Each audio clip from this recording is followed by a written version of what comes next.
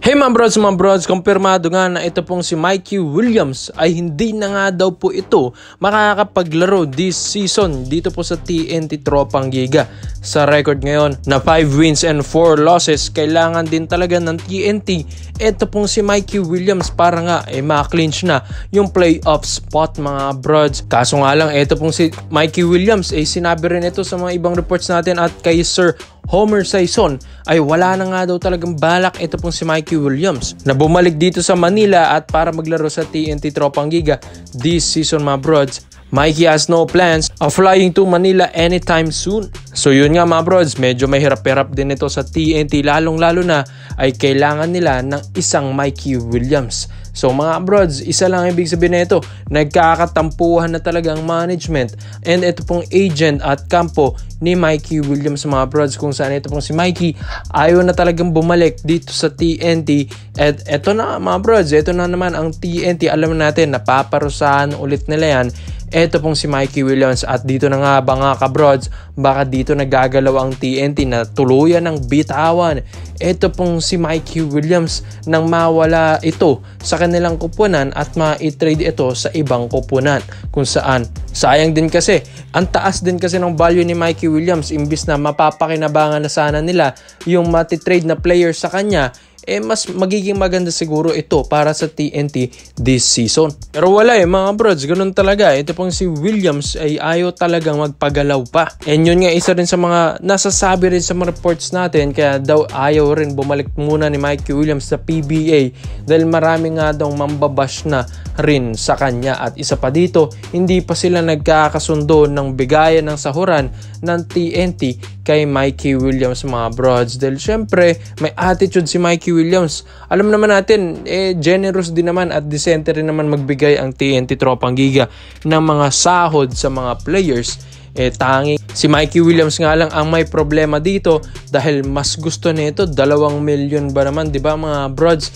Imbis na 1.7 million pesos na sanang sasahurin niya, kung saan yan na ang offer ng TNT, pinaka-max na yan talaga, pero tinanggihan pa rin niya mga ka-brods. And ito na nga, ito pong TNT, alam ko na talagang iti-trade na nila yung mga ganitong players dahil syempre hindi na ito komportable para sa kanila mga brods. And isa ngang SMB sa mga may interest din dito kay Mikey Williams dahil si Chris Ross lang din naman talaga ang pwedeng gumabay din kay Mikey Williams at pwede ring makipag-usap dito kay Mikey Williams dahil matalik na kaibigan nito ni Chris Ross mga kabrods. Wala nang sigurong ibang mga PBA players dyan na talagang best friend ni Mikey Williams. Si Chris Ross na talaga ang pinaka best friend niya dito sa PBA dahil hindi pa nga sikat si Mikey Williams, si Chris Ross na ang gumagabay kay Mikey. Kaya baka malinaw itong ma-trade sa SMB mga brods at hindi ito malabo knowing na ito pong SMB ay kaya nilang magdisiplina ng mga ganitong players mga brods. Ang problema nga lang ng SMB ngayon, sino ang player or players na pwede nilang bitawan para nga ma-trade dito kay Mikey Williams para sa trade package deal. Alam naman natin mga bros, wala na. Tapos ang trade deadline. Kaya nga magiging next season na. Ito pong plano nila. This video is brought to you by 1xBet. So matagal ko nang ginagamit ito mga brods at kumikita na rin ako dito. Kaya isi-share ko ito sa inyo kung saan ito pong 1xBet ay isang betting platform. Pwede kang tumaya dito ng mga paborito mong kuponan, mapa PBA, NBA at kahit anong sports mga brods. So kaya nga para makukuha mo yan, gamitin ang promo code na 1x overrated. At saktong-sakto mga brods, may mga PBA games tayo at ito nga mga ka-brods. Tapos sa NBA naman, eto rin. Kaya i-bet nyo na every game mga kabrods yung mga paborito nyong kapunan dahil ang laki ng balik sa'yo. So get up to 5,000 deposit bonus mga kabrods. And yung link nandyan sa pin comment section sa ibaba.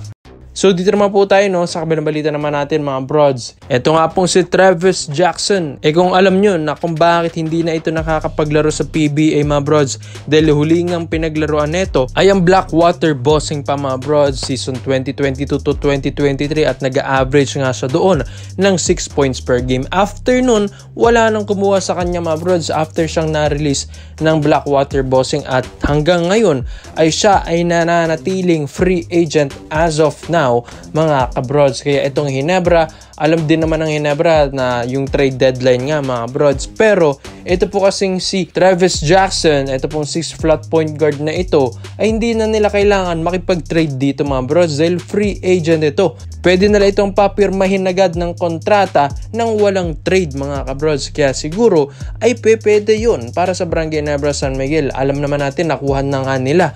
Ito pong si Dave Morrell. Pero yun nga, hindi naman ganoon kataasan din ng mga numero na binigay ni Morrell last game sa Ginebra. Kaya syempre, nagkakapaan pa yan sa sistema. Kaya ang Ginebra, kailangan pa ngayon ng another point guard para nga magkaroon naman ng scoring ulit ang Ginebra mga brods. Ito pong sina Scotty, sina Tenorio na may edad na, Misi minsan inconsistent.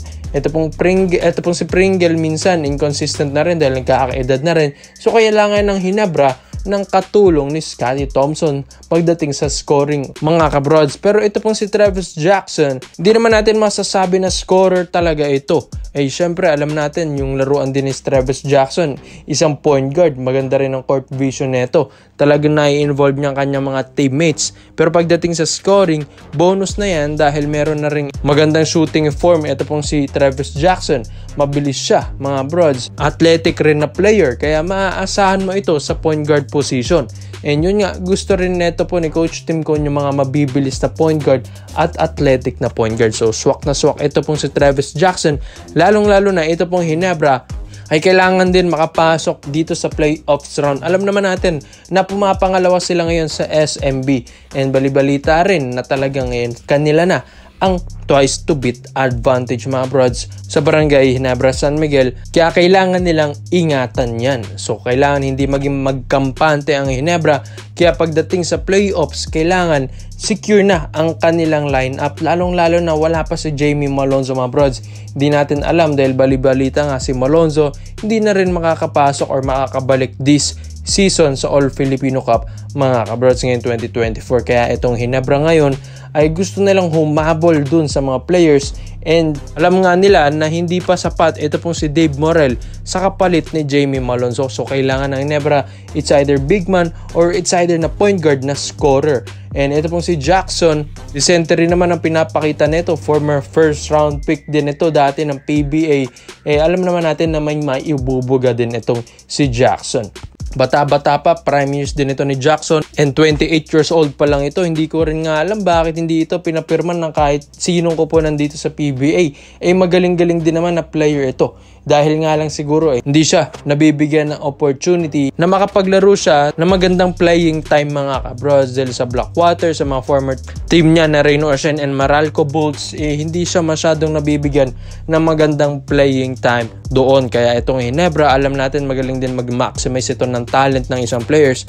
Lalong-lalo na ito po si Coach Tim Cone, lalo na sa point guard positions. Kaya ikaw mga brods, sa tingin nyo ba si Travis Jackson na ba ang kukompleto sa magandang lineup ng Ginebra sa pagpasok ng playoffs round? Kaya komento mo lang opinion mo dito mga brods at isa natin yan. Salamat po sa panonood mga brods, at this is Sober Data. Dahil ito lang, I'm out.